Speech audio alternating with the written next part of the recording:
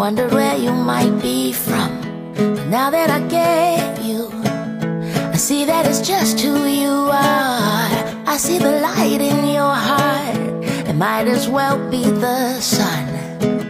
You shine on everyone. You're easy to love. You're easy to love. Everyone feels warm around you because you're easy to love. You're easy to love. If you were ice cream, I'd scoop you up. And that's all because you're easy to love.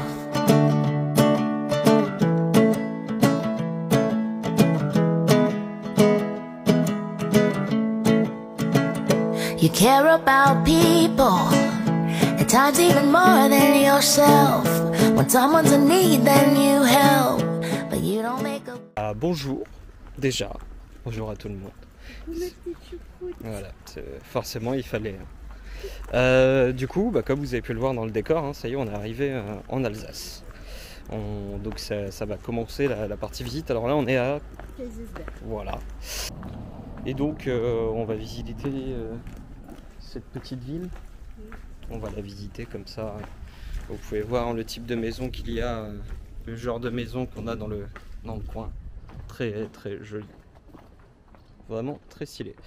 Bon, donc du coup, oui, on a fait une petite pause. C'est pour ça que vous n'avez pas eu de vidéo ces derniers temps. Petite pause pour faire un petit ménage de printemps dans la résidence secondaire de Madame Sissou.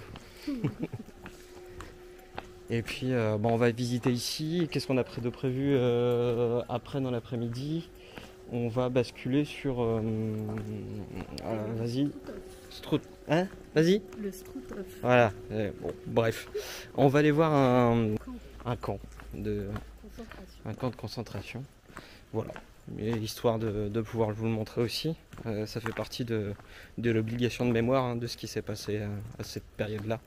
Même si c'est pas forcément super gai. Et ça nous permet aussi de le transmettre, de transmettre ce qu'on va voir. Et puis on vous fera un retour de notre ressenti un petit peu sur cette visite. Alors toi tu as déjà fait, mais ouais. Moi ça va être la première fois. Voilà.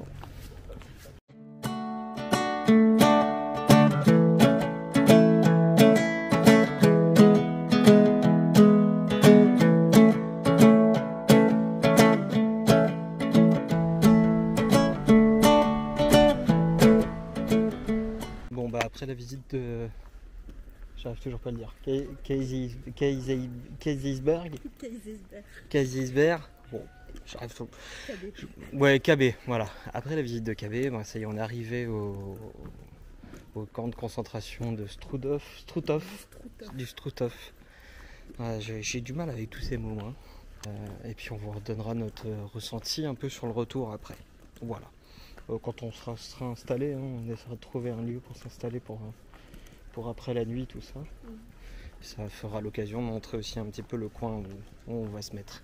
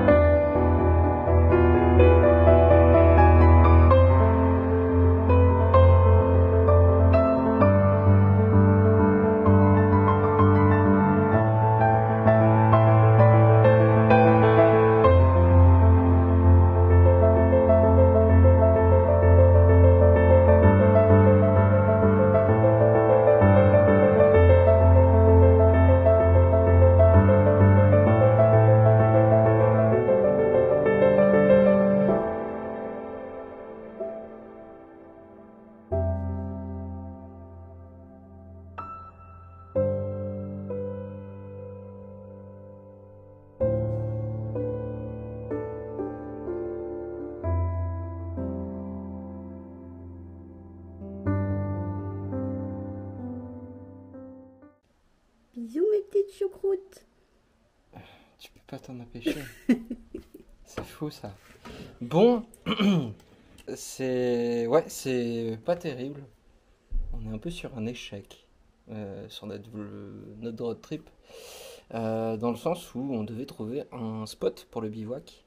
Et c'est un peu la merde dans cette région d'avoir un spot pour le bivouac. Parce que tous les spots facilement accessibles, ils sont tous pris. Vraiment, c'est blindé de chez blindé. On a été du côté de Gérardmer.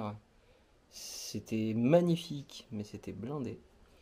Et en fait, les autres spots que moi je voyais qui pouvaient être possibles, c'était des spots où on était vraiment en camping sauvage.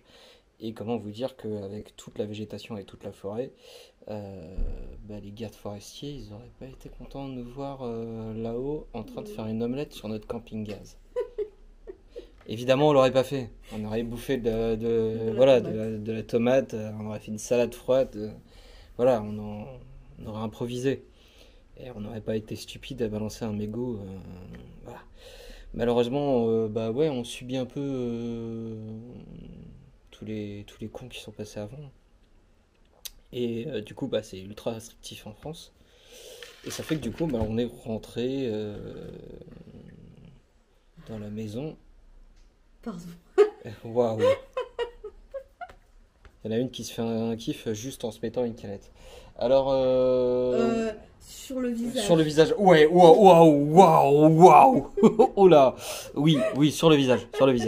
Je précise. Après, vous avez peut-être des idées mal placées aussi. Hein. Non, et puis, donc du coup, on a eu le temps, donc, par contre, de faire la visite, hein, comme vous l'avez vu, du Struthof. Je suis un peu mitigé sur cette visite. Pourquoi? Tu sais pourquoi, hein. Dans le sens où la couillonne, mais même c'est dans le sens touristique où il y avait quand même pas mal de monde. C'est normal, hein, les gens ont envie de le voir, mais par contre il y en a d'autres qui étaient vachement irrespectueux du lieu. Dont une femme qui s'est amusée à poser pour une photo en prenant le brancard qui a servi à mettre des juifs dans un four et en souriant. Et puis, il y avait donc je sais pas, soit un énorme panneau aussi qui disait qu'il fallait pas toucher parce que c'était un objet historique évidemment. Et donc fragile. Mais au-delà de la fragilité de l'objet, soit t'as un peu de pour te dire que c'est rigolo de te mettre dans la peau d'un Allemand qui met un juif dans un four, soit t'es complètement débile en fait. Je pense qu'on était quand même plus sur la deuxième option, et je pense que la débilité humaine, des fois, elle est à un seuil où voilà. Par contre, le lieu, comme vous avez pu le voir, il y a une bonne partie des baraques qui ont été démontées, hein, parce qu'elles étaient plus en état. Ils ont essayé de maintenir, par contre, des monuments qui sont là pour maintenir la mémoire. Et c'est vrai que c'est assez impressionnant. Alors il y a un endroit où tu me disais, par contre je crois que je l'ai pas pris en vidéo cet endroit. Je crois que je l'ai en photo. On va montrer la photo du coup là. Tu peux peut-être expliquer si tu veux. En fait c'était le jardin des Allemands. Et pour faire de l'engrais, ils se servaient des cendres des corps qu'ils avaient fait brûler dans le four pour faire pousser leurs légumes. Voilà. Oui. Et donc cette fameuse flamme éternelle qui brûle qui est là toujours, pour le repos de l'âme et puis pareil pour la mémoire de ce qui s'est passé quoi. Mais il faisait aussi pour avoir des douches chaudes, le four où ils brûlaient les corps leur servait à chauffer l'eau. Donc ils avaient des douches chaudes presque tout le temps. Ouais. Et donc après, nous on n'a pas fait la visite guidée. Non. J'avoue que je ne sais pas si... parce qu'il y avait un autre endroit que nous on n'a pas visité parce qu'il fallait descendre une bonne La route. villa. Voilà, il y avait la villa, il y avait Ah un oui, panneau qui les montrait qu'il y chambres à avait gaz. les chambres à gaz encore en bas. Et je pense que là, ça doit être encore plus. Bah, en fait, c'est des espèces pardon, de cuves comme ça.